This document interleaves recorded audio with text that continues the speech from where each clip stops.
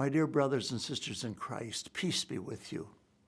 In this past week, I've been so inspired by the ministry being done during this time when we're unable to gather in our churches to worship together.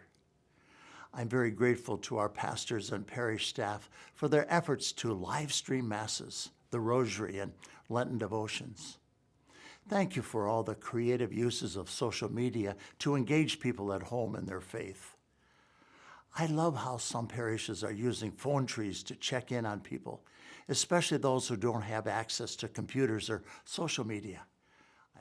I'm also grateful for the assistance you're giving to agencies like Catholic Charities that are providing critical services to people in need.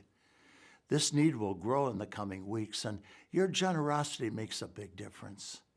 In this Sunday's gospel, we hear the story of Jesus raising Lazarus from the dead. It's a powerful story in which Jesus confronts death itself. Do we believe in Jesus? I am the resurrection and the life, he says. Whoever believes in me, even if he dies, will live, and everyone who lives and believes in me will never die. These words are both challenging and comforting at a time when faith may be tested by the virus's impact. But Jesus reminds us that he has the power to free us from our doubts, our worries, and the darkness that we may be experiencing at this time. He is the reason for our hope, even in the face of death itself. The governor's recent executive order to stay at home will further limit our events and activities for the next few weeks. It will require even more Lenten sacrifice. But if we continue to support one another through prayer, if we are kind and generous in our interactions with each other, if we continue to be the face of Christ to one another, we'll get through this okay.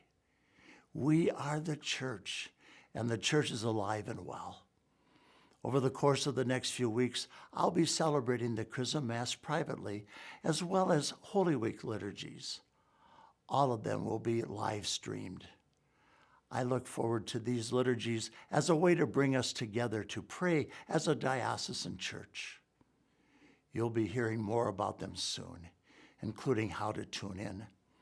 I hope you can use these next few weeks to slow down a bit and enter more deeply into Lent. Our diocesan staff continues to work off-site to help meet your needs and the needs of our parishes. We add new material to our coronavirus page almost daily, so I encourage you to visit the page often for the latest news from the diocese, as well as prayer and other spiritual resources you can use at home. Please follow the recommendations of our public health officials, and please continue to send your weekly contribution to your parish by mailing it or contributing it online.